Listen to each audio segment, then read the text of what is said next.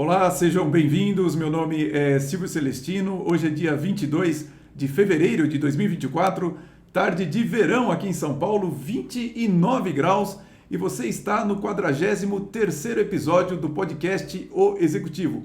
O nosso propósito aqui é falarmos sobre temas relevantes para a carreira executiva e empresarial, e por isso nós falamos sobre gestão de pessoas, o equilíbrio de vida pessoal e profissional e, é claro, sobre negócios. E hoje nós temos um tema importantíssimo para as empresas, que é o tema de seguros. Então, vamos conhecer o nosso convidado. Ele nasceu no Rio de Janeiro, é casado e tem 2 filhos.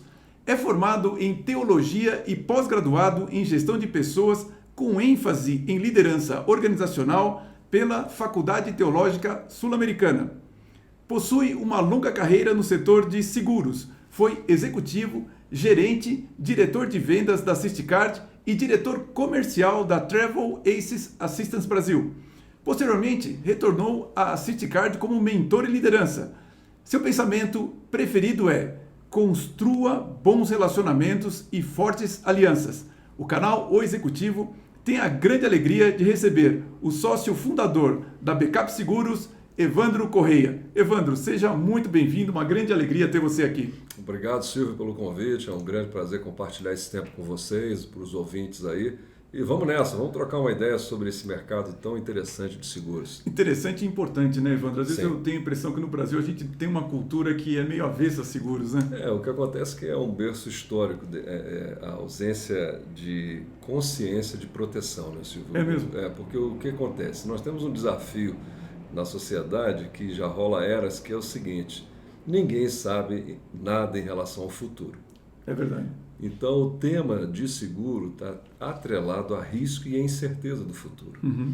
Por que o seguro é fundamental para a sociedade, para relações humanas, para as Sim. organizações, para as famílias e para as futuras gerações? Porque ela atenua um pouco essa questão do risco que existe em todas as esferas da sociedade e dos negócios, né? Quer dizer, na verdade é uma questão até de você olhar para a sua vida com realidade, ou seja, há sempre Exato. risco em tudo que você faz no meio empresarial e na sua vida pessoal, e você Exato. tem que levar em conta esse risco, e o seguro ajuda você a Encaixa. gerir esse risco. O seguro é uma ferramenta importante, eu acho que colabora demais com o bem-estar da comunidade, da Sim. sociedade, das famílias. Verdade, verdade. E ela propõe, né, uma proteção, que eu acho que isso é importante a gente conversar aqui. Sim, e eu gostaria de começar, Evandro, justamente observando, quando eu estava preparando as questões, me chamou muito a atenção que desde o começo da sua carreira você trabalha com seguros. É isso mesmo? A história que levou você aí para esse lado? Eu vou contar aqui uma linha do tempo, né? Sim. Nos anos 90 foi quando eu comecei ali na área de seguros. Um pouquinho antes eu trabalhei no antigo Banco Nacional.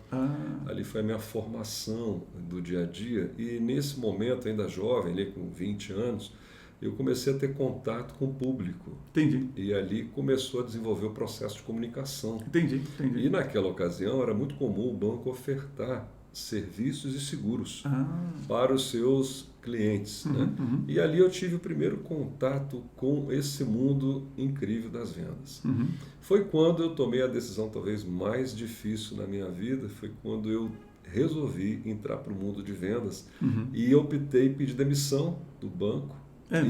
Pedi demissão depois de um tempinho e optei viver no risco da variável, né? Que Nossa. é ganhar um salário mínimo e ter o desafio de vender e ganhar sobre variáveis, que é a chamada comissão de vendas. Certo, né? claro, claro. E aí eu mergulhei no mundo do seguro como vendedor. Puxa né? Tive a oportunidade de trabalhar com bons executivos, uma boa equipe, e ali eu consegui desenvolver uma carreira entrando como vendedor, ocupando o cargo depois como gerente geral e diretor executivo da empresa. Quer dizer, o que te atraiu nos seguros foi a possibilidade de ser um bom vendedor, vender porque seguros. é interessante isso, Silvio, porque na minha época, que a gente chama assim anos 90, o Sim. Brasil passava por uma reestruturação muito grande. Verdade. Nós tínhamos saído naquela ocasião de uma ditadura e havia assim um campo muito grande de oportunidades no sentido de trabalho, dedicação, esforço, você conseguia se destacar em oportunidades dentro das organizações. Entendi, Então eu tive esse privilégio de entrar e fazer uma carreira e ficar 9 anos no mesmo lugar. Coisa hoje que não é tão... Não é muito comum, não. Não é muito comum. Então, nesse período, nesse ciclo, na seguradora primeira que eu trabalhei, eu completei todas as fases, né? Entendi. Eu fui vendedor, eu fui gerente geral. Percebi. E eu fui diretor da empresa. Então eu conheci o DNA da empresa, Entendi. Eu conhecia as vantagens competitivas da empresa, sabia o que ela podia contribuir para o mercado, e eu formava os vendedores, porque eu era um vendedor. Eu nunca deixei de ser um vendedor. Entendi. Eu acho que isso é importante. Por uma vez em vendas, sempre em vendas. Né? Não tira o germe nenhum, está sempre ali. Permanece. E olha, você está falando de como foi o seu começo, e eu tenho uma preocupação muito grande com as novas gerações, delas entenderem o histórico da área onde elas se encontram. Como que era o seguro quando você começou? Como é que foram as transformações até chegar hoje? Eu acredito que teve 3 ciclos importantes. 3 ciclos. Tá. O primeiro foi você despertar a consciência. Olha o brasileiro ele tem uma inclinação muito à proteção de veículos. O brasileiro tem uma paixão muito grande por veículos. Só protege o veículo. Exato. E não protege a vida. Que interessante. Então, a minha geração, eu acho que eu levei uns 10 anos trabalhando junto com outros colegas do setor de seguro para levar a consciência da proteção da vida. Entendi. Você tem um seguro de vida? Você está cuidando da sua família de maneira apropriada? Sim. Você vai fazer uma viagem internacional? Você vai contratar um seguro adequado, apropriado, que vai garantir o seu bem-estar durante essa estadia no exterior? Então, nós pavimentamos um caminho trazendo o quê? Soluções de seguro para empresas, organizações e canais de distribuição que não tinham a percepção que seguro, além de ter o movimento de proteção, tinha um movimento de receita adicional. Entendi. Então, o seguro dos nossos últimos anos ganhou em escala. A terceira onda foi essa questão das plataformas, né? Que entraram de maneira muito agressiva, oferecendo em todas as esferas as soluções de seguro. Então, hoje, passado aí 30 anos, você vê uma consciência muito grande, mas você vê ainda um campo enorme para ser trabalhado. Entendi. Então, eu acredito ainda que existe muito trabalho a ser feito, Silvio. Evandro, quando você fala plataforma, para quem não é do setor, inclusive para mim mesmo, o que você quer dizer com uma plataforma de seguro? O que é isso? São os chamados marketplaces, aqueles que distribuem os seguros de maneira online, através de ferramentas. Os marketplaces, tá. Exato. E que oferecem seguros de toda sorte. Seguro de vida, seguro de viagem, seguro de residência, seguro para a sua empresa. Hoje você tem um acesso que não se tinha no início dos anos 90. Entendi. Então houve uma transformação com a entrada da era digital que proporcionou maiores ofertas, produtos sob medida e trazendo com isso um preço mais justo. Um preço mais justo. É o que todo mundo deseja no seguro. Né? Entendi. Aliar proteção com preço justo. Perfeito, né? Tem que caber no bolso para você. Exatamente. Pessoal, eu aproveito para pedir para você aqui se inscrever no nosso canal executivo, compartilhar essa live, deixar um like, deixar um comentário. Eu vou estar com você aqui enquanto você está assistindo. Hoje é dia 22, às 21 horas que eu vou colocar esse vídeo no ar e vou procurar responder as perguntas que porventura você tenha lá também. E, claro, além de inscrever no nosso canal aqui no YouTube, também se conectar comigo no Instagram. Eu deixei o link do LinkedIn aqui meu, do Evandro, para você também poder entrar em contato, porque o nosso trabalho também diz respeito a networking. Eu queria saber o seguinte, você imaginava que faria toda a sua carreira nesse setor? Porque você está nesse setor direto e não mudou, né, Evandro? Não. Eu no início, eu não tinha noção exata, assim como todo e qualquer jovem, né, que ingressa na carreira, eu não tinha claro essa ideia de que eu quero o mercado segurador. Não, eu acho que houve uma oportunidade e eu estava preparado para essa oportunidade. Entendi. A oportunidade foi que havia necessidade de profissionais para esse setor, tanto de seguro quanto do mercado financeiro. E esses dois setores, por incrível que pareça, eram muito fortes no estado do Rio de Janeiro. E aí, nos anos 90, acontece um movimento interessante. As empresas com sedes no Rio de Janeiro migram para o estado de São Paulo. E com isso, os que se destacavam nas suas áreas, seja na área financeira, na área técnica e na área comercial, tiveram grande oportunidade de migrar, e foi isso que aconteceu comigo. Olha, sabe que eu não sabia disso, eu conheço o Evandro já há algum tempo, eu não sabia que esse tinha sido o motivo de você ter vindo para São Paulo. Eu era gerente da empresa Syscard em 1995, sei. E eu recebi um desafio de assumir uma posição aqui em São Paulo e abrir a operação de São Paulo e expandir a operação no Brasil, sei. Sendo que o eixo novo da matriz seria no estado de São Paulo. Entendi. E a partir de 1995 eu me estabeleço aqui e vai completar agora em 2025, 30 anos. 30 anos, nossa, 30 anos que eu estou aqui no estado de São Paulo. Nossa, que incrível, que incrível. E Evandro, o nosso canal aqui, ele é sobre, a gente conversa com executivos. Quais são os principais desafios de gestão de pessoas em uma empresa de seguros? Olha, eu acho que em linhas gerais, Silvio, tanto na área de seguro quanto em outros setores da economia, você passa pelo menos com 3 desafios. Primeiro pessoas treinadas e qualificadas. Elas que desejam crescer, desenvolver uma carreira, consolidar seu nome, formar uma reputação, ter uma credibilidade, capaz de influenciar pessoas e ajudar a organização. O segundo é o desejo de aprender. Entendi. Esse desejo de aprender, ele pode ser de berço, ele pode ser aprendido, ou ele pode ser adquirido ao longo da carreira. Então eu entendo que uma pessoa com desejo de aprender contínuo, ela tem grande chance de crescer. E, por fim, eu chamo de resiliência. Claro. Esse tema que vem sendo abordado nos últimos 10, 15 anos é uma verdade, não é conto, não é história. A resiliência faz parte da composição de um jovem, de um executivo que hoje atua em qualquer campo da sociedade. Porque essa capacidade de resistir, de se formar no sentido da educação corporativa, da resiliência do tempo, da pressão, dos resultados, das metas, daquilo que é necessário que seja feito com justiça, com bom senso, com equilíbrio e com equilíbrio emocional. Sim. Isso vem da tua formação, que com certeza traz junto consigo a resiliência, aquilo que você adquiriu ao longo dos anos todos. Então eu acredito que esse talvez seja a formação com pessoas, essa que eu chamo de o desejo contínuo de aprendizado, e por fim essa capacidade da resiliência, Silvio. Em vendas, eu posso te afirmar que faz muito sentido esses 3 eixos. Você tem razão. E sabe que é interessante você falar o desejo contínuo de aprendizagem, né? Eu fico muito impressionado hoje quando eu vejo pessoas que não querem aprender em um mundo que você está coalhado de informações, cursos, mentores, coaches. Você tem inúmeras ferramentas para aprender, mas se você não tiver o desejo, não vai acontecer você nada. falou da próxima geração. Nós, que hoje atuamos como líderes e temos uma posição que foi fruto de muito trabalho, de uma carreira, assim como você, eu também, nós temos uma missão de passar esse legado para a próxima geração. Sem dúvida, sem dúvida. Eu até faço aqui um convite, um apelo a quem está nos assistindo nesse programa aí do Silvio, que é de grande expressão. Parabéns, Silvio, pelo teu trabalho. Eu fico honrado. Estou aprendendo ainda, pessoal.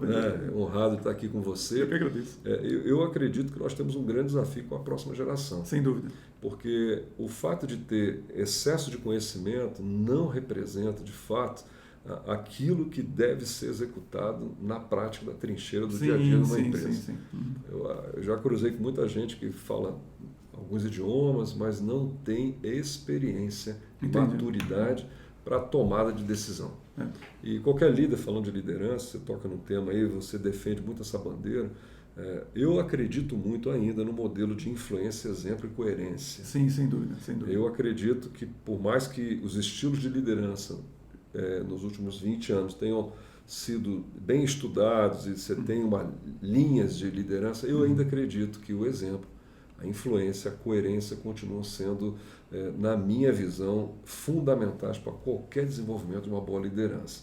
E a próxima geração, acho que nós fazemos parte dessa passagem do bastão. Sem dúvida. Quem está nos ouvindo é líder, gestor, empreendedor, executivo de carreira, sabe que se você não tem bons líderes, é pouco provável que você conduza uma empresa de maneira apropriada. Olha, isso que você está falando é tão importante, Evandro, que é impressionante como as pessoas não percebem que só o conhecimento teórico não é suficiente para você, por exemplo, se desenvolver em liderança. E claro que nós temos o desejo, eu também já tive esse desejo com 22, 23 anos de ser supervisor, gerente de empresa, mas o que acontece? A liderança é como se você fosse entrar em uma academia. Não adianta você ter só a teoria para você levantar peso. Se você quiser levantar uma anilha de 50 quilos, você vai ter que começar com uma anilha de 10 e vai paulatinamente até chegar na de 50.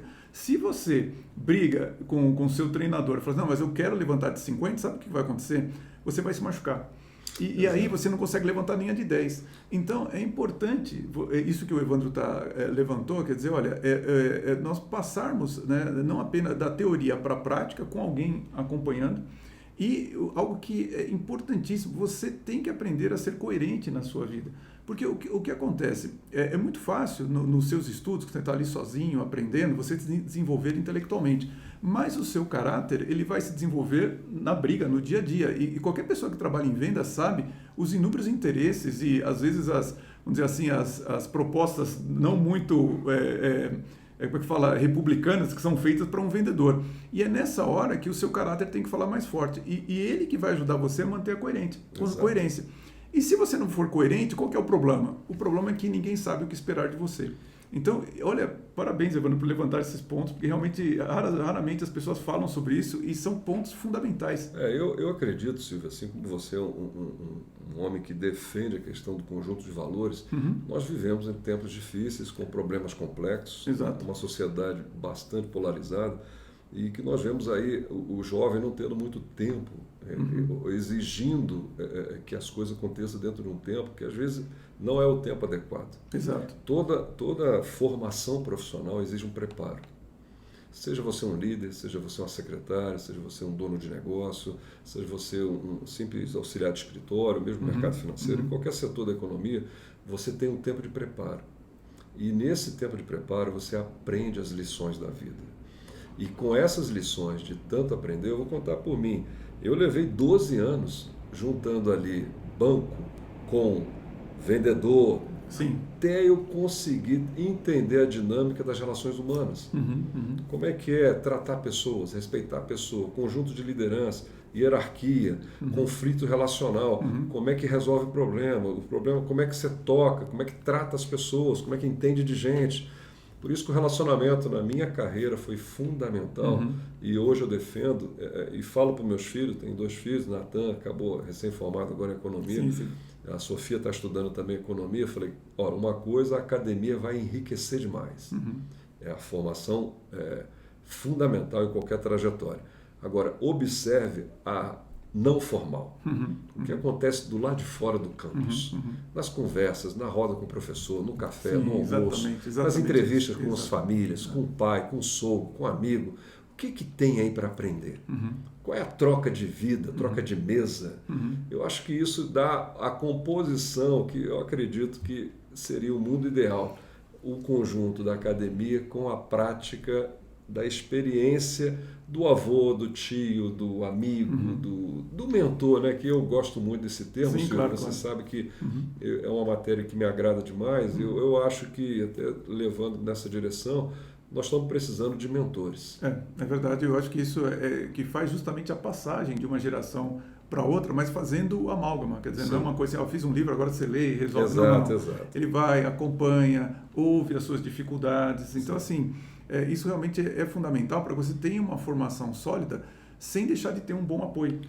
Então isso é algo que às vezes se perdeu um pouco na sociedade e às vezes eu fico preocupado, sabe, Evandro, quando eu vejo assim, teve uma reportagem essa semana que eu li que não vai mais ser cobrado a língua portuguesa para passar nos ensinos superiores, uma coisa assim, não vai ser mais matéria de estudo. Aí eu fico pensando assim, bom, mas o que então as crianças estão aprendendo? Porque não aprende ciência, não aprende matemática, não aprende português, não aprende literatura, não aprende a se comportar mais, não aprende mais valores. Então eu estou bastante preocupado com o que vai nas nossas escolas. Né? Eu acho que dentro dessa tua análise nós temos um grande desafio geracional sim no campo da educação. Sim. Porque se a gente recompõe lá no tempo da Grécia Antiga, até me agrada muito esse conceito judaico-cristão de mentoria prática, né? Você aprende, executa, aprende, faz, né? E você acaba sendo o que você faz. Sim, sem dúvida. Na carreira, na sua família, nos campos nas dimensões da vida que você é envolvido, você é o que você faz. E como você tem feito. Qual é o teu extrato de construção? Como é que você chegou até aqui? Qual foi os teus aprendizados? Você pode compartilhar isso com alguém? Então, eu acho que na empresa, entramos num tempo do compartilhamento mesmo. Não só o digital, mas esse compartilhamento de experiências profissionais. Sim, sem dúvida. Quantos prejuízos financeiros, quantos prejuízos em tributação, quantos prejuízos de perda de profissionais de alto rendimento por causa de relacionamentos não adequados. Não adequados, exatamente. Por falta de ausência de valores, a composição agressiva no tratamento. Exato. Então, ou seja, o conjunto das empresas tem muito a ver com os valores pessoais, né, Silvio? Sim, sem dúvida. Que você arrasta os teus valores pessoais para dentro das organizações. Sim, e você acaba vendo os jovens escolhendo maus modelos para seguir. Exato. Então, mas ele ganha muito dinheiro. Então, sim, mas ganhar dinheiro não é o problema. O problema é como você ganhar o jogo, mas fazendo gol com a mão, impedido e tudo mais. Bom, esse é um tema muito interessante. Que jogo é esse que a gente está jogando? Exatamente. Aliás, depois do nosso podcast, nós vamos filmar aqui a Conversa Controversa, onde nós vamos falar sobre temas que são um pouco mais polêmicos para o dia a dia. Vamos trazer um pouco esses temas para a nossa Conversa Controversa. Evandro, eu queria saber o seguinte, um executivo para ter excelência no setor de seguros, quais competências que ele deve procurar desenvolver? Você já falou de algumas, mas... Exato. O mercado segurador exige muito conhecimento técnico. Conhecimento técnico. Ele é um sistema complexo. Complexo porque você tem que entender de leis, você tem que entender o conjunto dos contratos. Então, o conhecimento técnico é um pilar. O segundo, provocado pela construção da tua carreira, é a credibilidade. Sem dúvida. Porque com o conhecimento técnico, somado à credibilidade de fazer sempre o que é certo, de fazer e buscar a solução adequada para cada demanda do seu cliente, você encontra a solução também a confiança que a pessoa tem na sua carreira, no seu nome. Fundamental. Esses são os ingredientes do mercado segurador. Entendi. O mercado segurador ele é conservador, ele é um mercado muito específico, porém a tríade que movimenta esse mercado passa por credibilidade, confiança e conhecimento profissional técnico. Entendi. Porque, como qualquer outro mercado, você tem muitos oportunistas, né, fazendo milagres e fazendo as coisas de qualquer jeito. Isso existe não só no mercado segurador, mas existe em todas as áreas da economia. No mercado segurador, todo mundo se conhece. Entendi. Significa que você tem um sobrenome. Né? Eu, por exemplo, dediquei a minha vida, eu estou com 59 anos, 35 anos da minha vida eu faço a mesma coisa. Sim. Todo mundo te conhece, né? As pessoas me conhecem. Então, se eu cometo um pênalti, falo uma coisa inadequada, cometo um dolo, eu prejudico a minha imagem de 35 anos que eu me dediquei ao setor, ao mercado segurador. Então, isso é uma responsabilidade que a gente tem, Silvio, de lutar por aquilo que é justo, de fazer o que é certo, né? Norteado pelos valores que você também acredita. Né? E o mercado segurador é um mercado que propõe o cuidado, a proteção pela vida. Sim. E é um tema que me atrai bastante, é um tema que eu estudei a minha vida inteira, que é sempre buscar a melhor solução para proteger pessoas e organizações. Olha, e esse tema de credibilidade, é claro que aqui a gente falou do setor de seguros, estamos falando sobre ele, mas vale para todos, né? Vale. Qualquer pessoa deveria se preocupar desde o início da sua carreira até o fim, se você está sendo correto, está tomando as melhores decisões, está sendo coerente, está sendo, enfim, uma pessoa de caráter. Aliás, esse é um bom momento, Evandro, para nós falarmos sobre a Backup Seguros. Conte um pouquinho sobre a empresa e quem se beneficiaria de contratar a Backup Seguros. Bom, a Backup nasceu há 10 anos atrás, nós completamos agora em janeiro 10 anos, um ciclo muito bacana. 10 anos bacana. Aquilo que a gente acredita, Silvio, que é muito importante, nós acreditamos nas pessoas, nós acreditamos na transparência, na assertividade e acreditamos também na maneira como você trata o seu cliente com interesse, sentido de urgência e, além disso, nós fazemos sempre o melhor pelas organizações e pelos nossos clientes.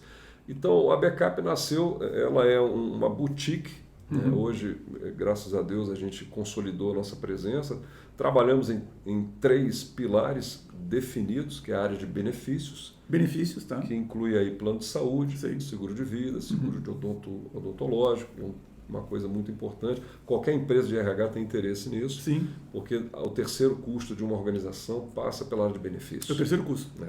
Tirando tributo, salário, entra a plano de saúde, que hoje é um grande desafio para um gestor ter a régua adequada, ter um preço justo, ter uma gestão profissional que colabore e agregue valor na análise dele e na tomada de decisão.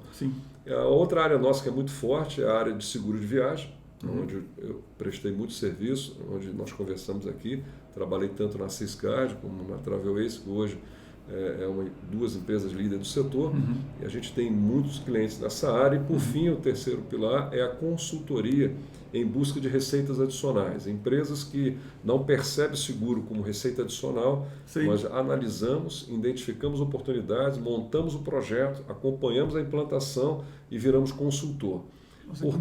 Muito interessante. Os bancos hoje, vou dar um exemplo, né? A BMW hoje, né? Vou dar um exemplo de falar que é uma propaganda, mas as montadoras, os bancos, setores da economia buscam em seguro receita adicional. Entendi. Então hoje, se você olhar até o varejo, empresas que estão posicionadas vendem um tipo de seguro. Você vai hoje numa loja para comprar uma TV e te oferece um seguro. É verdade. E essa onda vem desde 1995, 96. E hoje ela conseguiu pavimentar vários setores da economia. Às vezes você tem uma oportunidade, você tem um canal de distribuição, você precisa de uma orientação, de uma estratégia para agregar seguro na sua esteira de serviços. A Backup tem essa especialidade. Tanto hoje já fizemos trabalho em cartão de crédito, empresas de embalagem, empresas de consultoria, bancos. A gente consegue ajudar a entender a dinâmica e ver se tem oportunidade no teu negócio para agregar receitas adicionais através do seguro. E o seguro, inclusive, ele traz junto uma série de serviços, né? Não é só o seguro, mas vem mais coisas ali. Evoluiu tanto que hoje a dupla, o binômio, né, que a gente chama, é o seguro em si com os serviços. Se tornou hoje uma coisa estratégica na composição de uma oferta. Então você tem empresas hoje que já ganham realmente dinheiro com isso, tem o seu core business principal e atrelado, isso aí também está nas locadoras, isso está em várias frentes. O seguro entra como um produto complementar de importância, de valor e também de proteção. Trabalha à frente da financeira, mas também traz segurança, traz talvez aí proteção para a operação. Né? Então, em linhas gerais é isso. Como eu vim da área de TI, eu lembro que quando a gente vendia o computador, vinha o seguro, né, do computador e vinha o suporte técnico. Aí, exato. Vinha um monte hoje de coisa. Hoje virou uma coisa complementar assim, em diversos setores da economia. Bem interessante. Bem interessante e importante. E lamento que muitas vezes a pessoa não tem recurso, não tem o interesse de comprar o seguro, porque é importante para te dar exatamente... Porque nós vivemos um momento, Silvio, de buscar os diferenciais. Né? O que diferencia você, a sua empresa, de uma outra empresa que concorre no mesmo setor? Sim. Então, essa busca por diferencial, ela já esbarrou na área de seguros. O seguro passa a ser, sim, uma plataforma com sua estrutura, seus serviços, que pode tornar a sua empresa mais competitiva, pode trazer valor agregado ao cliente e pode também fortalecer os laços de novos negócios. Né? Você, um conjunto de negócios com revestimento de serviço seguro, se torna mais atrativo na oferta junto ao cliente. Entendi. Basicamente, em linhas gerais, seria isso. Não, está bem claro, muito completa a sua resposta. Eu queria saber o seguinte agora, nesse momento que nós estamos na economia, do que está acontecendo no Brasil e no mundo, um profissional que quer atuar na área de seguros, quais são as oportunidades que existem para ele? Bom, você tem a formação técnica através dos órgãos oficiais, né, que permite uma formação, uma qualificação boa, a Funenseg, que estabelece os cursos todos ali, dependendo da área que você tem inclinação, seja no seguro de vida, seja no seguro de viagem, seja no seguro de maneira geral. A Funenseg é um órgão muito interessante. E as seguradoras seriam, junto com as corretoras, aquelas primeiras portas de entrada para o setor. Porque ali você aprende a dinâmica do risco, você compreende os ramos, você entende que risco pode e como deve ser protegido, ou seja, é o berço do conhecimento. Entendi. Ou você entra no mercado segurador através de corretoras ou através da seguradora. Entendi. Eu acho que seriam os caminhos que naturais para uma jornada profissional. É lógico que hoje, Silvio, você sabe muito bem que o jovem tem a sua vocação. Né? Claro, eu acho que a vocação é quem você é, né? É a sua inclinação. Eu descobri ao longo do tempo que eu gostava de proteger pessoas. Olha só que interessante. É uma coisa muito doida. É aí que está o ponto para você. É o ponto para mim, porque é o seguinte, uma briga entre amigos. Não, calma aí, gente. Não precisa, calma aí, para que isso e tal? Eu sempre tentava ser o conciliador, a turma do deixa disso, como diz os amigos aí, né? E olha que coisa interessante. ao longo do tempo, eu descobri que esse jeito de ser, que eu acho que é importante para você que está nos assistindo, tá para definir uma carreira, ela está dentro de você. Esse jeito de ser, talvez a sua vocação vai despertar em algum momento. A minha despertou na jornada, no caminho. Eu descobri o seguinte, que eu vivia para proteger gente. E aí, estava ali, né? Então o que aconteceu? Eu me dei muito bem com a capacidade relacional e com essa coisa que eu desconhecia, que não sabia chamar o nome. Na minha época, hoje se fala muito em vocação, mas na minha anos 90 ninguém explicava o que era isso. Você ia tateando, lendo aqui, conversando acolá.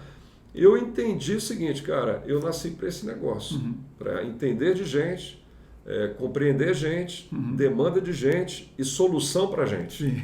Então, cara, a minha dinâmica da minha vocação é por isso que eu estou tanto tempo na área de seguro, protegendo vidas. Né? Eu acho incrível, outro dia eu estava vendo um desses vídeos no Instagram que mostrava um minerador, né? Ele estava explodindo uma mina, né? Ali para poder recolher os minérios, é claro, e a hora que ele deu o comando ali nos explosivos, explodiu tudo, fez aquele negócio, mas ele abriu um sorriso largo, sabe? E aí tinha um comentário ali que falava assim, olha só, esse senhor aí que já tem uma certa idade, o sorriso que ele tem de fazer o trabalho dele. E eu vejo em você, Evandro. O Evandro, quando fala de seguros, é impressionante o conhecimento que ele tem e como ele gosta de falar desse assunto. Eu realmente, assim, é importante você se preocupar em conhecer a sua vocação, fazer uma reflexão, procurar ir no seu íntimo ali, descobrir qual que é, porque isso vai te acompanhar a vida toda. Eu mesmo, eu falo muito que, é claro que eu espero em algum momento viver mais os meus investimentos aqui do meu trabalho de mentor, de coach, mas eu falo, olha, realmente a minha vocação de mentor, de coach está aí, eu nunca vou deixar de ser, e é um trabalho que você pode fazer até o fim da vida, né, Evandro? Eu conversava com o meu filho ontem, ele está para decidir entre duas oportunidades de emprego, eu falei, Natan, sua vocação vai falar. E um amigo disse isso para ele, cara, vai manifestar a sua vocação. Exatamente, ela se manifesta. Ela se manifesta e você fala, caramba, por que eu estou inclinado para esse caminho? É porque algo dentro de você muito forte, muito especial, vai sobressair e vai te conduzir para a tua decisão. E é interessante, Evandro, como as pessoas percebem isso em nós, né? Porque eu lembro, aliás, foi o meu coach, o Carsten Mangels, foi a primeira pessoa que virou para mim e falou assim, Silvio, você daria um bom coach. E na época eu nem sabia o que era isso, eu não tinha a menor ideia. E 2 anos depois, realmente, eu estava nessa carreira e eu falava, nossa, mas que coisa, eu nem tinha essa percepção. Bom, eu queria saber o seguinte, você imaginava no começo da sua carreira que você iria liderar pessoas? Como que isso estava no seu plano? Como é que isso aconteceu? Não, olha que interessante, Silvio. Eu sempre gostei de gente. Sim. Eu fui formado numa família grande, onde minha avó tinha 6 filhos, e daí tinha uns 20 e tantos netos, e a gente convivia muito nesse espaço comunitário, familiar. Né? Eu acho que ali começou a necessidade, até mesmo de conversar, né? Porque você tem tantos primos, tantos tios, a família é grande, então você tem que se virar, né? Então eu acho que ali começou um pouco essa capacidade de se expressar. Sim.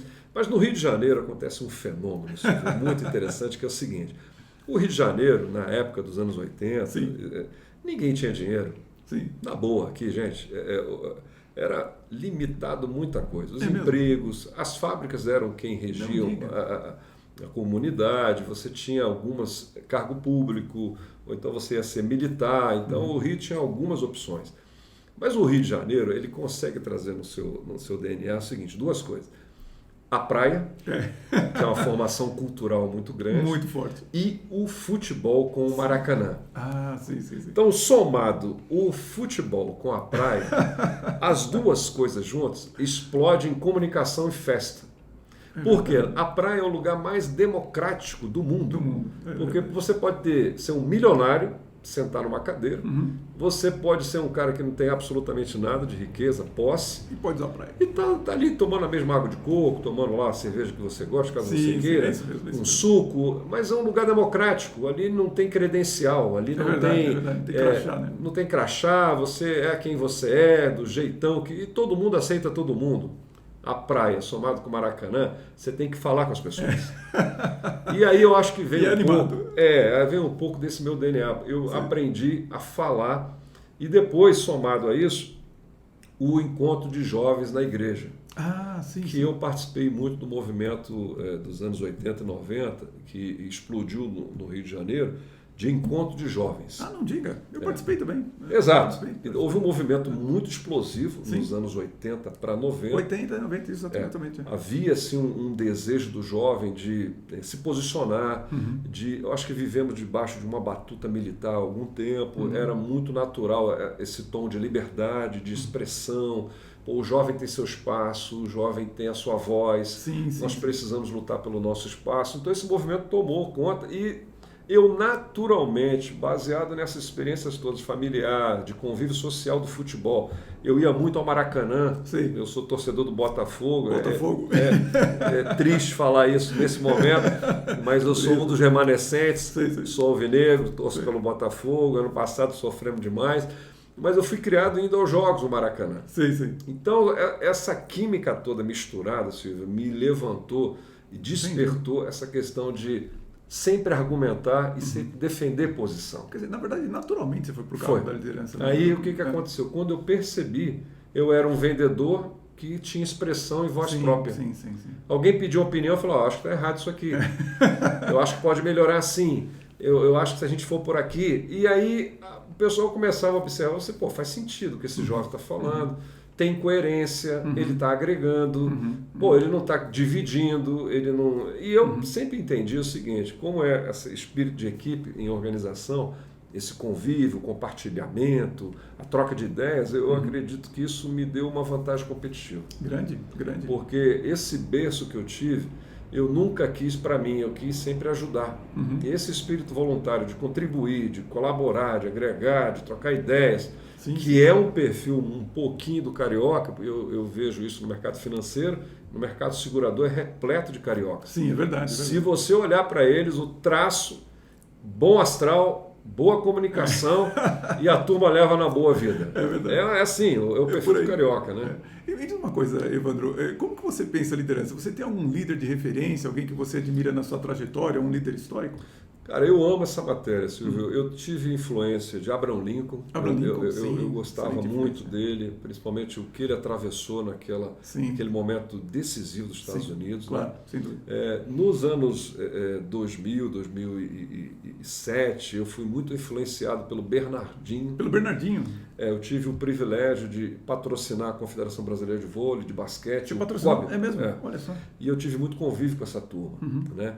E eu vi o nascimento, crescimento, desenvolvimento da metodologia do Bernardinho, os valores que ele acreditava, a maneira como ele liderava, mesmo sendo explosivo, entregava ao máximo, aí ele me inspirava. Então o Bernardinho foi durante muito tempo de um ciclo profissional, um professor, um mentor que eu acompanhava por perto. E um que eu gosto muito, que aí eu acredito que pega um pouco o meu lado espiritual, né, da minha formação judaico-cristã, que é Jesus Cristo. Claro, sem dúvida. Eu acho que ele aí é um mestre que eu admiro demais, acho que tem ensinamentos eternos que nortearam e norteiam a minha vida até hoje. Importantíssimo. No meu livro, O Líder Transformador, a primeira etapa que eu digo para as pessoas, para você se formar em liderança, é você ter um líder de referência. E é interessante porque, primeiro, todos os líderes que ele citou, não apenas são muito citados nos meus trabalhos, em workshops, seminários, então, Abraham Lincoln, o Bernardinho, nem preciso dizer, muita gente cita ele como referência, inclusive brinco quando eles citam, porque eu falo assim, só não vai fazer o que o Bernardinho faz dentro da empresa, vai ser preso, tá? Você não pode dar feedback daquele jeito. Dentro da quadra, é aquele jeito que você tem que dar feedback, mas dentro da empresa tem que tomar um pouco mais de cuidado. Filtro. Mas o líder mais citado é Jesus Cristo. Então, assim, realmente você não apenas citou os 3 líderes mais citados, mas também, inclusive, na sequência de importância que eu vejo. Interessante, não sabia. O Abraham Lincoln nem tanto, mas o Bernardinho e o Jesus Cristo, sem dúvida, são os líderes mais citados, o que é uma coisa muito positiva para nós. Né? Com certeza. Como você vê o setor de seguros hoje no cenário brasileiro? Eu acho que a gente não conseguiu crescer como esperado. A gente está falando de um mercado acima de 600 bilhões, que a taxa de crescimento proposta para 2024 é de 10% a 11%, já é melhor, mas eu acho que ainda tem um campo vasto para crescimento. A questão é a adequação da tecnologia, da inteligência artificial, chegando de maneira apropriada. Nós ainda necessitamos de um avanço tecnológico nos nossos processos, nós somos ainda analógicos, isso dificulta demais a agilidade, a entrega dos serviços. Eu acho que nós temos um campo ainda eu acho que a inteligência artificial vai ajudar. A criação de novos serviços, eu acho que a turma do mercado segurador tem trabalhado, Silvia, na busca de soluções mais adequadas, com preços otimizados para chegar no bolso do brasileiro. Existe hoje desafios no mercado segurador. Hoje nós somos uma população de 200 milhões, 210 milhões, não sei ao certo, mas hoje somente 50 milhões têm um seguro de saúde. Ou seja, nós temos 150 milhões de brasileiros que dependem do Sistema Único de Saúde. Sim. Isso é um desafio muito grande. Então, existe o quê? Um esforço de trabalho de campo, nós corretores de seguro, junto às seguradoras, junto também à conscientização da importância desse serviço, para que esse preço chegue de maneira apropriada ao bolso. Com incentivos ou sem incentivos, eu acho que ainda tem campo para avançar na área de benefício principalmente. Né? Entendi. Eu acho que nos outros ramos nós estamos caminhando bem, estamos crescendo. Né? O seguro de viagem em 2022, o registro é de 900 milhões de faturamento, há um crescimento muito significativo.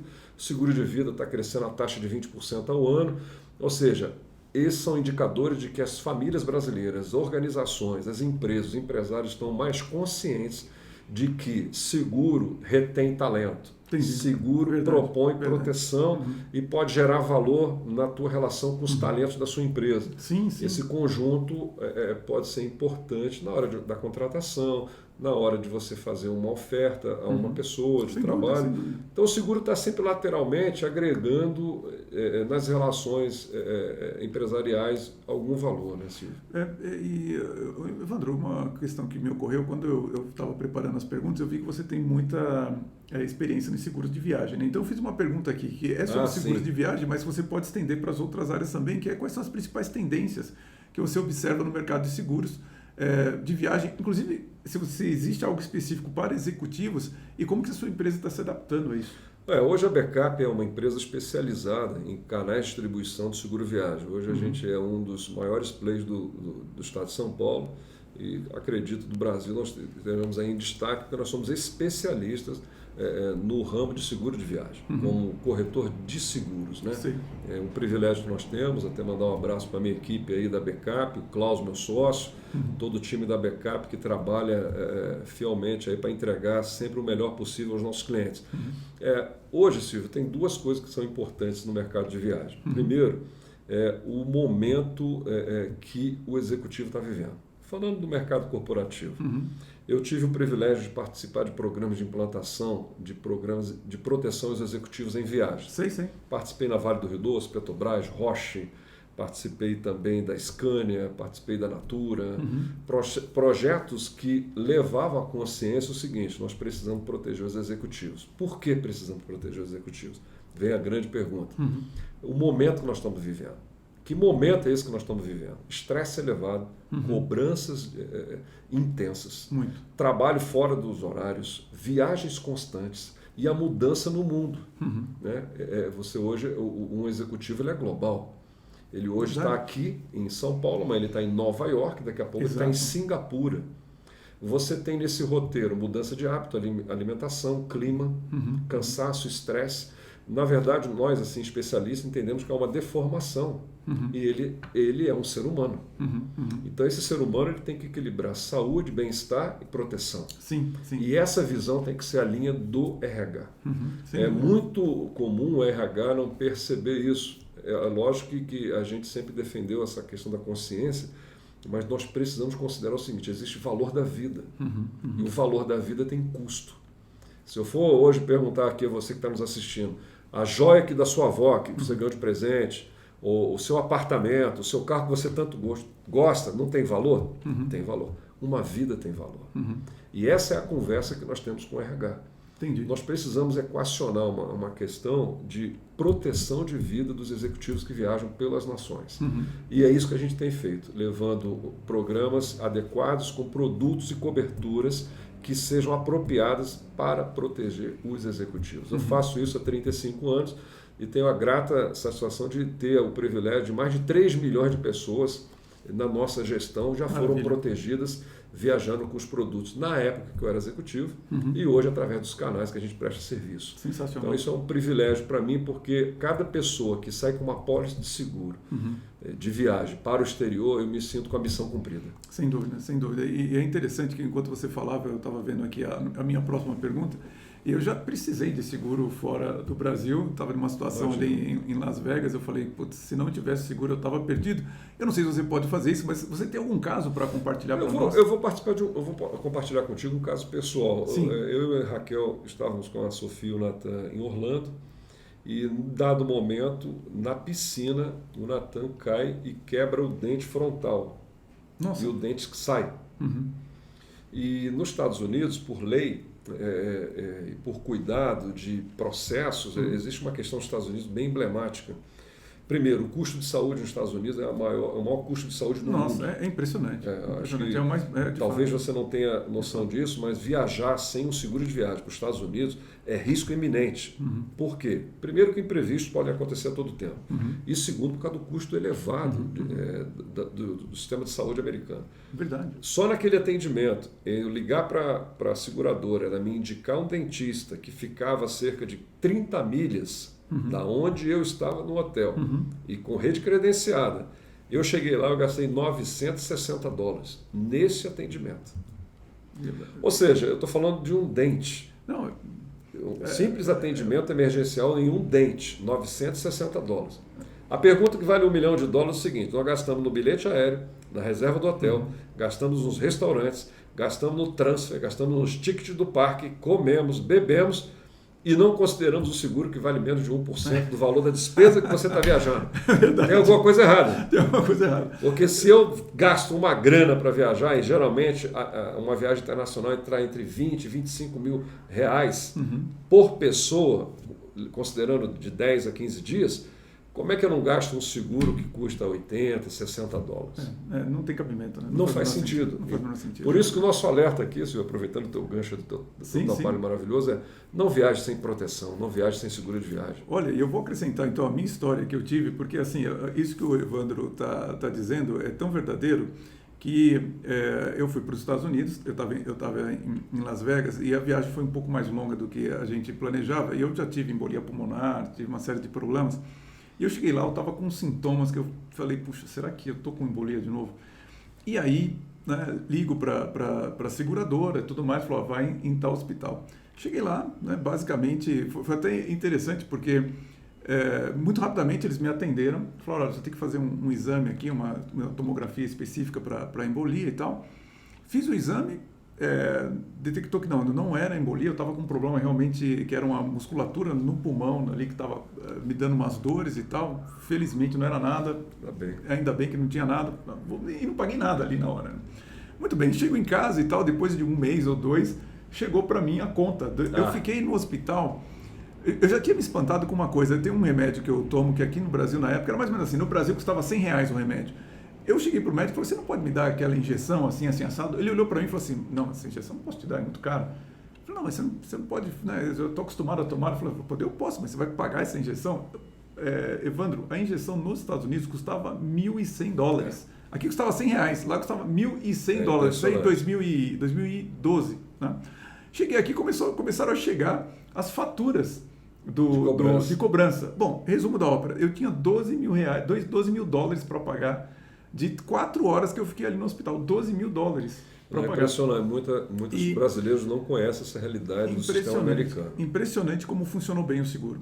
Eu fiquei impressionado, juntei todos os papéis, foi bastante burocrático, como eu acho que tem que ser mesmo, você colocar toda a documentação, comprovar a viagem, etc, etc.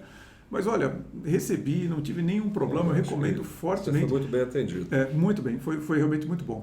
Eu queria, já aproveitando então, né, se bem que você já deu a dica essencial, né, de planejamento de viagem, quais dicas você daria para um planejamento de viagem bom para um executivo se garantir e ter uma experiência tranquila relacionada a esses eventuais problemas que ele pode vir a ter? Eu acho o seguinte, o que nós devemos, a premissa, sempre quando você vai viajar, primeiro você vai buscar o lazer, você vai buscar o descanso, e é isso que norteia a sua viagem. Você vai escolher o seu destino, você vai com a sua família, às vezes vai com um convidado amigo, vai com um parente e tal. Isso aí é o grande lance da viagem. Porém, na pauta de orçamento, tem que ir lá constar a linha de seguro, porque imprevistos acontecem, a sua vida tem valor, e você precisa de um amigo viajando ao seu lado. Esse amigo a gente chama do seguro. Se precisar, caso você necessite, você liga e você vai ter um pronto atendimento numa rede de alta qualidade, bons prestadores de serviço, hospitais, clínicas, para auxiliar em caso de emergência. Esse é o ponto primeiro. O ponto 2 é o seguinte, você deve recorrer às seguradoras que têm nome internacional. Porque as seguradoras têm experiência em tratamentos, em atendimento emergencial, rede credenciada em diversos países, facilita muito. Quando não, ter alguém que vai te ajudar estando a 400 quilômetros, 100 quilômetros, e você tem uma clínica que está a 3 quarteirões, ou alguém que vai ao hotel te atender. Ou seja, essa é a diferença de você comprar com uma seguradora ou você comprar com um distribuidor.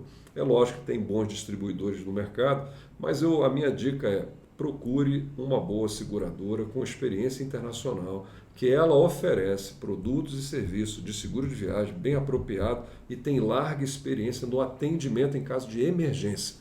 Isso é fundamental. É verdade. Aonde vai colocar, aonde vai direcionar a pessoa, vai para um hospital que vai tratar de ortopedia, como eu já peguei vários casos, é um princípio de infarto, é um atropelamento, ou seja, essa empresa faz a gestão, direcionamento, acho que isso tem um valor imprescindível para você se sentir tranquilo na hora do evento, caso ocorra. Né? E é interessante, né, Evandro? Em geral, nós como brasileiros, nós somos muito afiados para criticar o Brasil. Né? A gente sabe quais são as mazelas do país, o que não está bom e tudo mais. Mas acredite, a nossa rede hospitalar e o nosso atendimento de saúde, ele é muito melhor do que em outros países. Inclusive nos Estados Unidos, eu tenho família nos Estados Unidos e eu vejo que eles sofrem para às vezes, receber um atendimento adequado, e esses custos são absolutamente... Eu não sei como que o americano aguenta isso. Porque, aliás, o maior motivo de falência pessoal nos Estados Unidos é saúde. A pessoa tem um problema, aí tem uma cirurgia, um tratamento mais caro, ela vai à falência. Uma coisa ela absorve esse custo, é um custo elevado, né? Porque o conjunto do mundo se divide da seguinte ordem. Na Europa, o Estado é o patrono, é ele que banca a saúde. Né? Isso é bom e ruim na Europa. Né? Nos Estados Unidos é negócio. Então, se você não tem um plano de saúde, você vai ter que pagar caso você necessite em algum momento da sua vida. No Brasil, a gente teve a grata alegria de ter o Sistema Único de Saúde desenvolvido.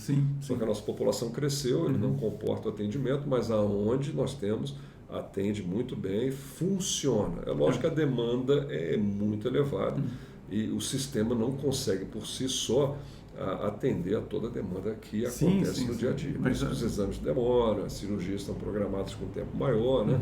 Enfim, mas o Brasil, com todas as suas dificuldades, ela mantém um curso de um bom atendimento. Um bom atendimento está muito acima de muitos países que eu vejo por aí, e é um exemplo de algo que funciona no Brasil. Eu queria que você dissesse o seguinte: quais são as coberturas mais importantes que os executivos frequentemente ignoram ao escolher um seguro viagem? O seguro viagem é composto de 4 elementos fundamentais que está na Resolução 315 de 2016, da SUSEP, que é o órgão regulador do Ministério da Fazenda, que é a repatriação, o traslado e o atendimento médico hospitalar. A remoção que eu digo é a repatriação no caso de acidente, muito comum quem pratica esporte como esqui. Também é em caso de um acidente com fatalidade, tem que trazer a pessoa de volta ao seu país de origem. Essas coberturas a gente chama de obrigatórias, que qualquer seguro deve ter. Despesas médicas hospitalares, despesas odontológicas, repatriação, traslado do titular, né, para o Brasil. Isso aí são as chamadas obrigatórias. Compondo isso, você tem um leque de serviços que inclui bagagem, cancelamento de viagem, que são requisitos que agregam à apólice principal, né?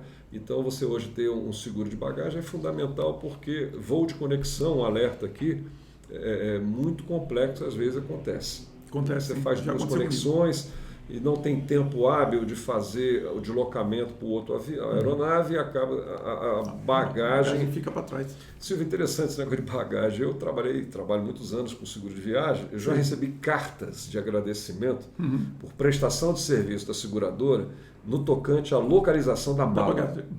Agora, nós já passamos por situações de cirurgias, tratamentos longos, internações, acidentes, gente que operou joelho, gente que quebrou ombro, gente... Eu nunca recebi uma carta para agradecer. É mesmo? Mas na bagagem, a mala encontrada... Aí eu aprendi o seguinte, o brasileiro ama a mala. Ama a mala. Porque só a família sabe o que tem dentro daquela mala de recordação, carinho, afeto, É verdade. lembranças, presentes. Então, achar uma mala através de um seguro é uma coisa maravilhosa. E o seguro propõe isso, que é o rastreamento, a localização da bagagem e a entrega na sua casa. Quer dizer, é uma coisa muito importante. Você sabe que eu acho que eu sou uma exceção, porque uma vez aconteceu comigo algo muito engraçado. Eu viajava com a minha família, eu tinha família na época em Wichita, no Kansas, né? Kansas. E a gente fazia uma conexão ali, se não me engano, em Miami e tal, e viemos para o Brasil. E uma mala ficou para trás. E aí não chegou tal, eu falei, bom, vamos acionar um seguro. E aí eu falei, mas qual mala que ficou, né? Você quer saber qual mala que é? O que tinha naquela mala? E na mala tinha muita roupa suja. Eu falei, pô, mas quanto que é o seguro? Eu falei assim, acho que vale mais a pena receber o seguro, que é só roupa suja.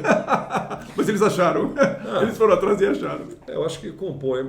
A principal preocupação hoje de um executivo, voltando ao tema, se me permita, Silvio, claro, é ter uma rede de prestação de serviço e que esse seguro cubra todas as despesas médicas hospitalares. O que é despesas médicas hospitalares? É uma cirurgia, é uma internação, é um atendimento emergencial, é um mal súbito, é um AVC, é um ataque de repente do coração, é um quadro de estresse elevado que necessita de uma medicação, uma internação por 24 horas. Esses são os grandes casos clássicos de atendimento emergencial no exterior. E hoje, a gente retoma aqui essa conversa, é muito importante que você tenha alguém que possa te orientar, uma seguradora de renome internacional que possa ser a prestadora de serviço junto com você lá fora. E quando você tem algum problema lá fora, como é bom você ter um corretor para poder ligar e te dizer, escuta o que eu faço, para onde eu vou. Normalmente você está nervoso, você está um pouco ali abalado emocionalmente. Então alguém fala, olha, vai por aqui, liga aqui, Tem a questão do idioma também, Silvio. O idioma, sem dúvida. Somado a isso ao estresse, a pessoa fica um pouco ansiosa. Fica perdido, não tem dúvida. Eu queria saber se existe alguma forma do executivo otimizar seu investimento em seguros de viagem sem comprometer a cobertura. Tem alguma forma de otimizar? Acho que não. Acho que a única recomendação é que você compre com antecedência. Você vai viajar em dezembro, compra 3 meses antes. Né? Você tem já definido o seu bilhete aéreo, seu hotel, já sabe onde você vai nos parques, o teu passeio. Não deixe para em cima da hora. Você tem ofertas, geralmente, muita oferta de campanha com desconto via canais de site, todas as empresas que oferecem isso, e você pode comprar com bom desconto. Hoje tem seguros para família com desconto, tem descontos hoje que você tem campanhas pontuais no mês de novembro e outros meses que as empresas estão sempre aquecendo, porque elas também têm suas metas, têm seus objetivos corporativos, né? Então ficar de olho na internet, observando as campanhas e sempre aí vale reforçar uma seguradora com renome internacional, com experiência internacional que possa te auxiliar no exterior. Entendi. Não, excelente orientação. Pessoal, eu aproveito para convidar você novamente para se inscrever aqui no nosso canal, deixar um comentário, seu like, compartilhar essa entrevista interessantíssima que o Evandro está fazendo com muito conhecimento sobre a área de seguros. Muito obrigado, Evandro. E é claro, comprar meu livro, O Líder Transformador, Como Transformar Pessoas em Líderes, link aqui embaixo. Eu queria saber o seguinte... Quando eu estava fazendo preparando a entrevista, eu vi que você é mentor em liderança. Como é que você se tornou mentor em liderança? Foi lá na CICICARD, né? Era um cargo? Era o seguinte, comigo aconteceu um fenômeno interessante. Eu saio da Travel Ace, que hoje é do grupo Zurich, chamado Universal Assistance.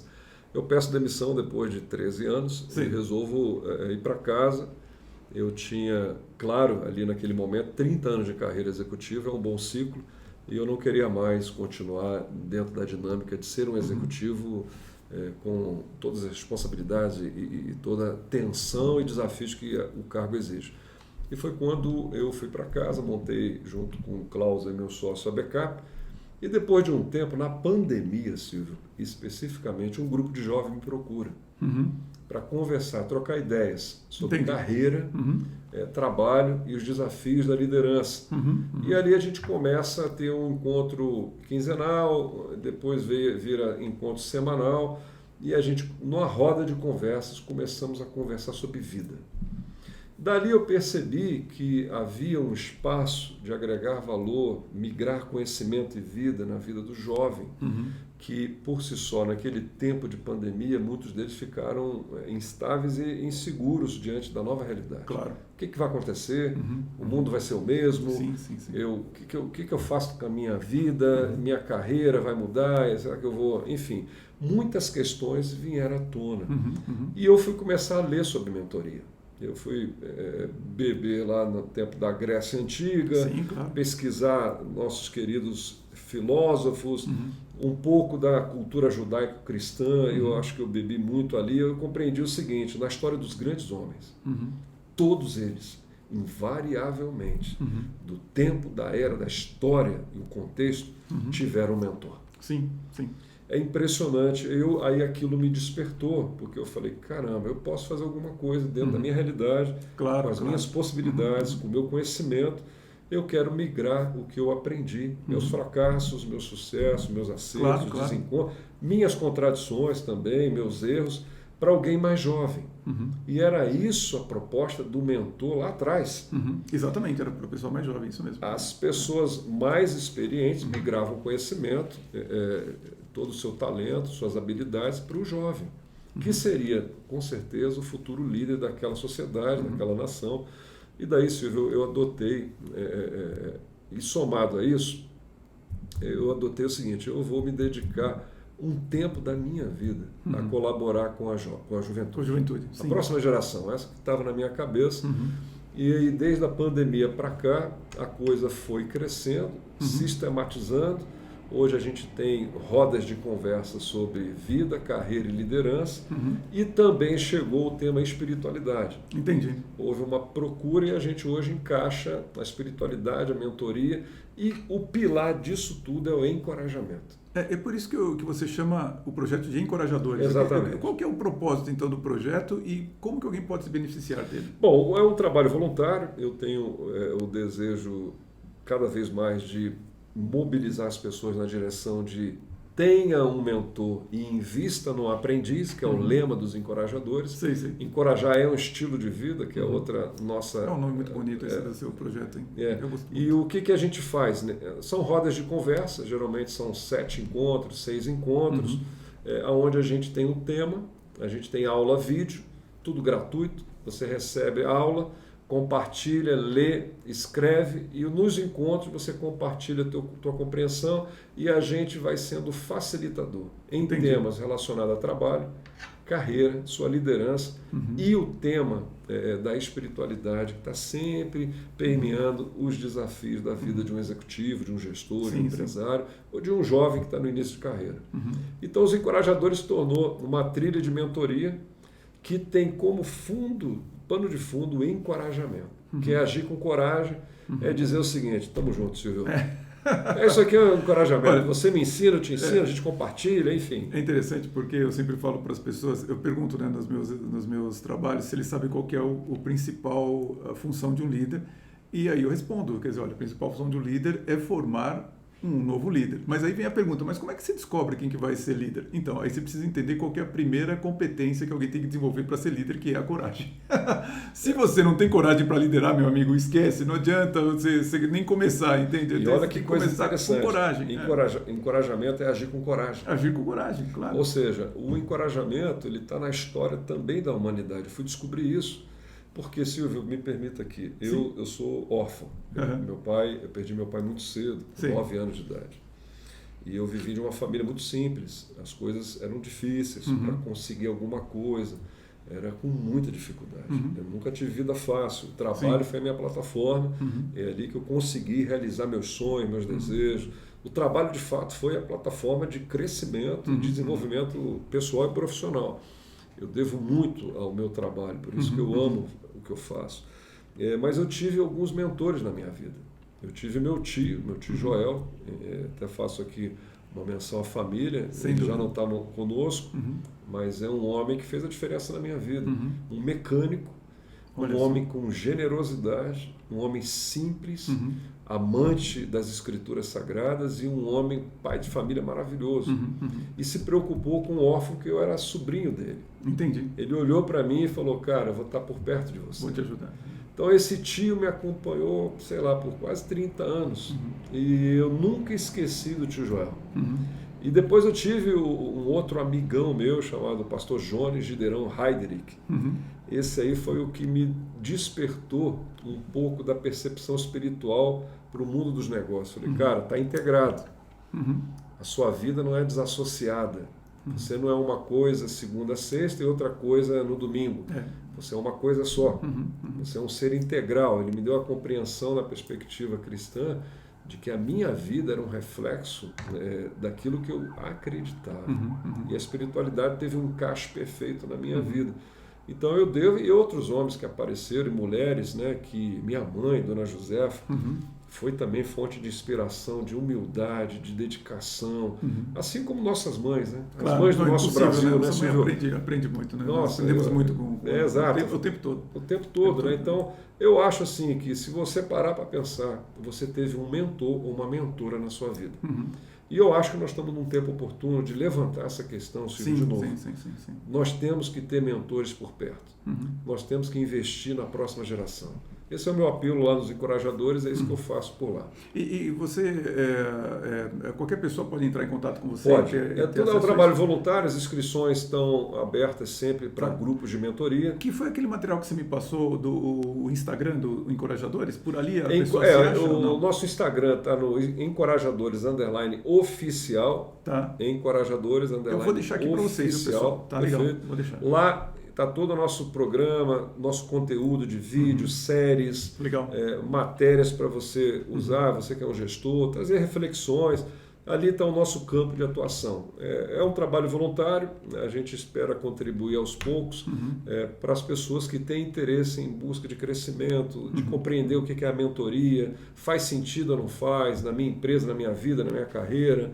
A gente tem trazido essas reflexões, Silvio. Olha, e é fundamental justamente porque o mentor ele tem um interesse em realmente ajudar você no seu desenvolvimento. E para reforçar ainda mais as suas palavras, eu observo o seguinte, que, por exemplo, na minha carreira, o meu mentor ele mudou a minha trajetória, porque eu estava indo para ser engenheiro, e aí ele falou para mim, era o Carlos Alberto Mendes, era um argentino, inclusive, estou falando de 1984, e ele disse para mim, Silvio, você entende bem já a parte técnica aqui, eu acho que você deveria estudar sistemas. E na época não havia curso de análise de sistemas, então eu estudei administração com ênfase em análise. E como era um curso de administração, eu me apaixonei por marketing. E aí a minha carreira desviou para essa área. Então, assim, é impressionante como quando você olha na sua vida e você tendo escolhido bons mentores, você vê que eles, inclusive, são capazes de direcionar você para áreas e olhar para isso que o Evandro falou lá atrás, da vocação. Eles percebem, ele falou, é para cá que você tem que ir. Exato. Que muitas vezes você jovem, você não tem toda essa noção. E hoje a gente cai um pouco naquela esparrela de eu quero decidir tudo sozinho, eu quero fazer tudo sozinho. E às vezes sozinho você não tem os elementos para fazer as melhores escolhas. Numa jornada empreendedora, você que é executivo, empresário, você tem 3 eixos também importantes, que é a oportunidade, tendência e risco. Você não acerta em todas. A probabilidade de erro existe. Né? Você que é um empresário sabe o que eu estou falando. Um gestor, você tem que acertar. A cada 10 você tem que procurar acertar 9, 8, algumas vezes 10. Mas se você tem um conselheiro, um mentor, que é capaz de compartilhar os fracassos, a experiência, eu fui por aqui e não deu certo. Eu fiz isso e não consegui o resultado no tempo desejado. Eu enfrentei inimigos cruéis aqui nessa área. Agi assim, me dei mal. Ganhei mais, perdi 2 anos. Ou seja, abrevia-se o tempo e o mentor fala, mas o mentor ouve. E o mentor enriquece a relação. O mentor, de fato, ele traz conhecimento, experiência, troca de mesa. Exatamente. Ele troca a vida. Eu acho que é isso que o mentor propõe, sabe, Silvio?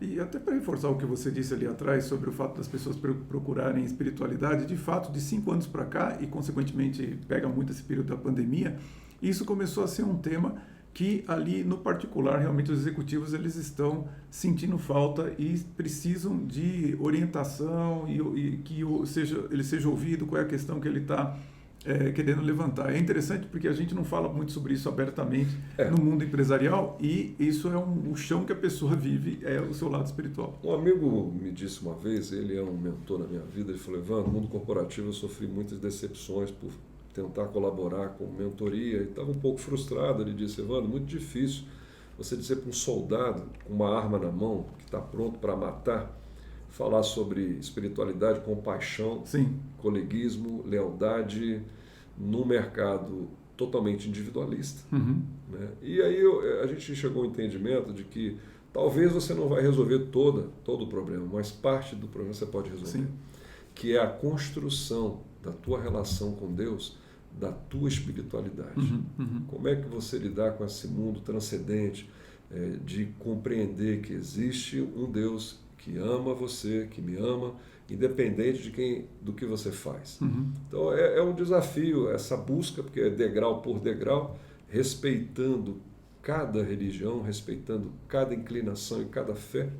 Mas eu sugiro aqui, se no seu programa toma essa liberdade, de pelo menos abrir uma discussão de pesquisa, de faz sentido ou não faz? Será que eu estou deformado? Será que o meu equilíbrio, o meu balanço está apropriado? Será que alguma coisa está faltando? E talvez a resposta seja um pouco desse caminho, na jornada da espiritualidade, da tua relação com Deus. Eu acho que pode ser alguma coisa de muito valor na tua vida.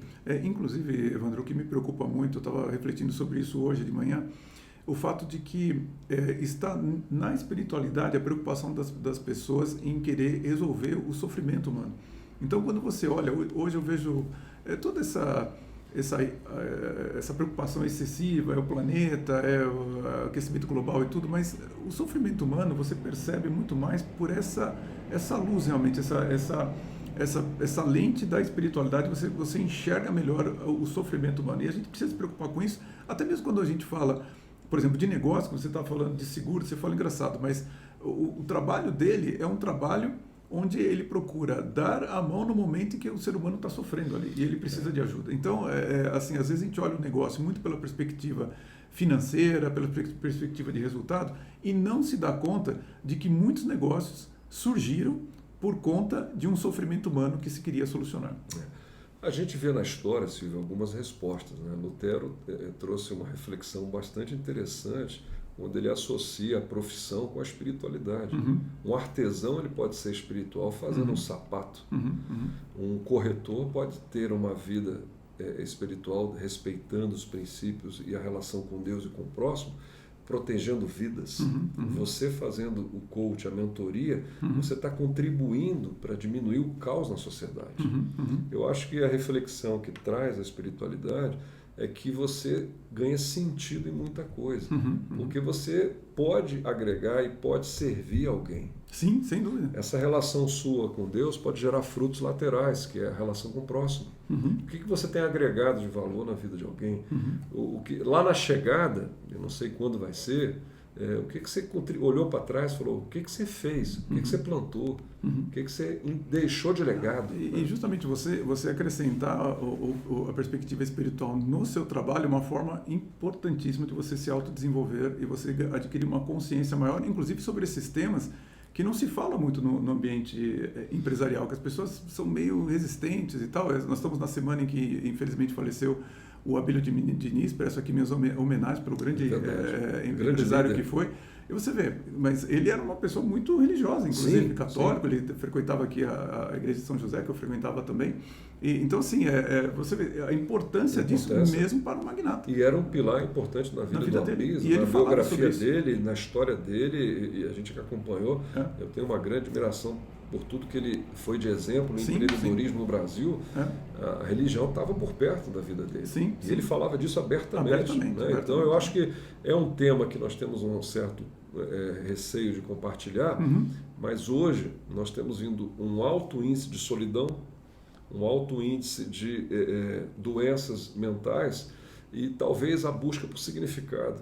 Então, eu acho que talvez em pouco tempo a espiritualidade ela vai ganhar a sua seu encaixe para aqueles que têm o interesse de dar um equilíbrio, né?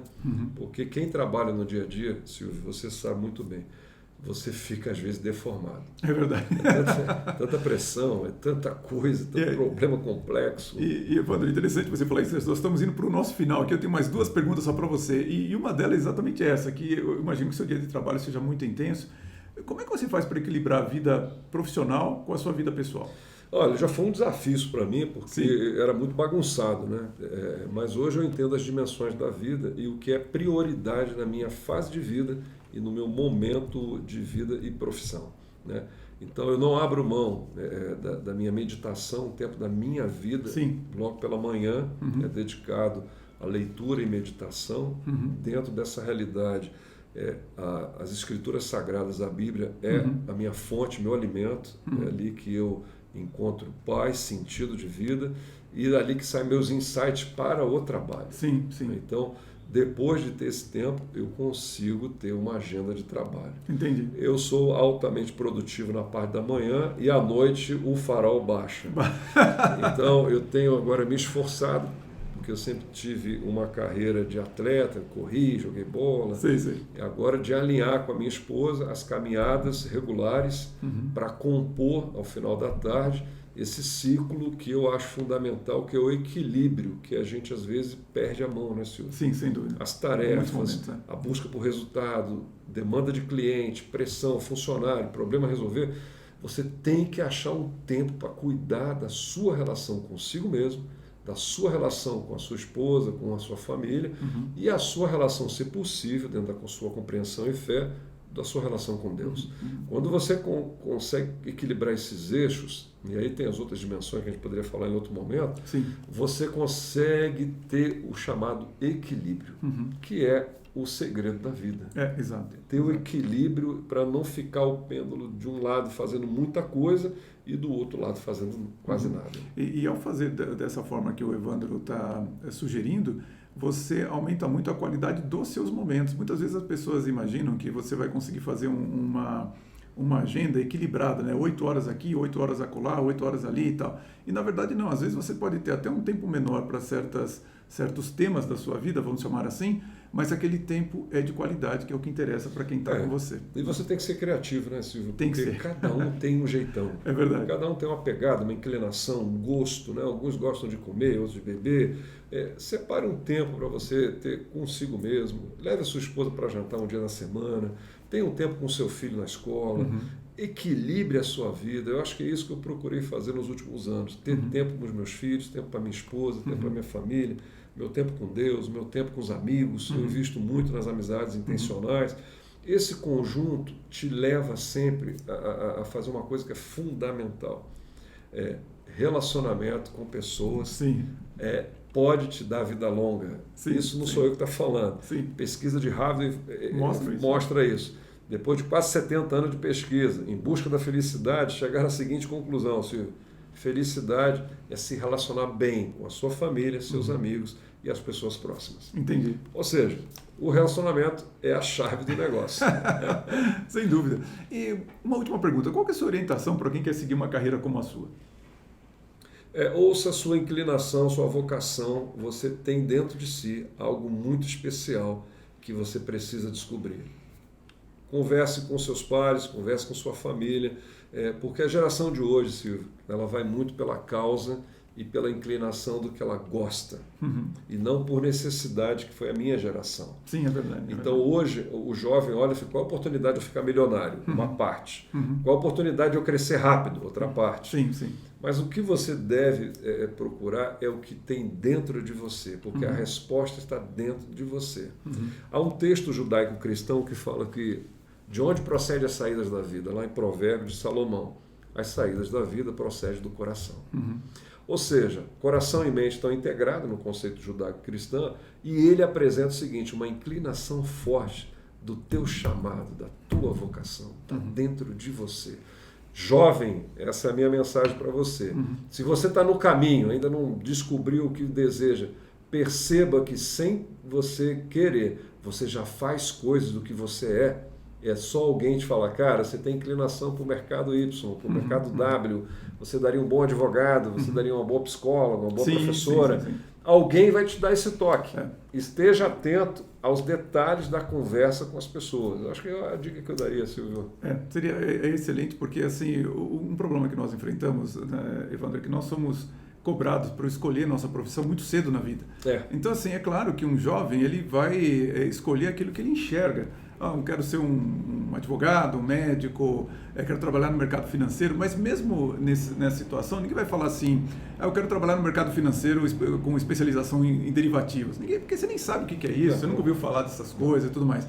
Então, uma pessoa com mais experiência vai poder olhar para você e falar, olha, você tem tais e tais características, habilidades, e funciona, e você pode encaixar a sua habilidade melhor nessa carreira aqui. E realmente a pessoa, principalmente quanto mais ela for realmente sua companheira, uma pessoa que realmente gosta de você, como ela vai te dar uma orientação afetuosa e muito relevante. Permita fazer mais um comentário somente. Às vezes claro. o jovem, uma pessoa que está ali na faixa dos 18 a 25 anos, recém-formado, ele ama música, né? Ama música. Mas talvez a música vai compor a vida dele, o resto da vida dele. Mas não necessariamente ele vai viver da música. Sim, claro. Mas ele pode ter a carreira e a música junto. Há um alinhamento e as coisas convivem. Não necessariamente são separadas. Exato. Você ama futebol, você ama livro, arte, música, feiras internacionais de exposição de arte, ela vai conviver com você. Agora, a sua vocação pode ser algo maior, uma ressonância maior, que vai falar muito através das suas atitudes, da tua fala. Então, ouça o teu coração e se prepare academicamente e de maneira não formal, nas rodas de conversa, com familiares, amigos, profissionais. Eu coloquei o Natan antes dele ir para a faculdade para conversar com CEOs de empresa. Você precisa ouvir as pessoas, como é que eles foi a trajetória, cada um tem uma trajetória, cada um teve um encontro, a linha de abertura, de largada, não é a linha de chegada. Você começa de um jeito, no meio do caminho acontece mudança, você chega lá na frente exercendo a sua vocação. É isso mesmo, ela que nunca te abandona. Olha, você já falou de tantas coisas aqui, mas eu ainda vou arriscar fazer uma última pergunta que, baseado na sua experiência, que mensagem inspiradora você deixaria para as pessoas que estão nos assistindo agora? Para suas vidas profissionais, pessoais, é claro. Eu digo o seguinte, continue aprendendo, jamais deixe de aprender. Segundo, encoraje pessoas e valorize os relacionamentos que estão por perto de você. Se você puder agregar valor a essas pessoas, você terá um campo de semeadura vasto e nunca vai te faltar nada. E por fim, não esqueça que a espiritualidade é um bom caminho. E Jesus Cristo pode te orientar, te ajudar a seguir uma trilha de sucesso em busca da felicidade não só de conquistas pessoais, mas de encontro de significado. Acho que é isso, Silvio. Eu gostaria de deixar essa mensagem. Olha, muito obrigado. Eu sabia que o Evandro ia trazer um conteúdo muito sólido, muito rico para nós. Evandro, eu quero agradecer muito pela sua participação. Obrigado, aqui me sinto honrado. No nosso podcast, e espero ter em outras oportunidades no podcast do canal O Executivo. Obrigado pelo convite, Silvio. Desejo a você sucesso. Eu tenho certeza que esse conteúdo de alguma maneira pode contribuir com você, porque fala sobre vida. É isso aí, gente. Grande abraço, até a próxima. Muito obrigado. E depois a gente vai daqui a pouquinho já gravar a nossa conversa controversa, em ter alguns temas aqui, vamos falar um pouquinho sobre tributação na área de seguros, problemas que nós temos dentro da área de seguros com corrupção, algumas coisas nessa linha, e o Evandro vai falar sobre esses temas um pouco mais controversos. Fica o meu convite para você se inscrever no nosso canal na modalidade paga, tem um link aqui embaixo para você.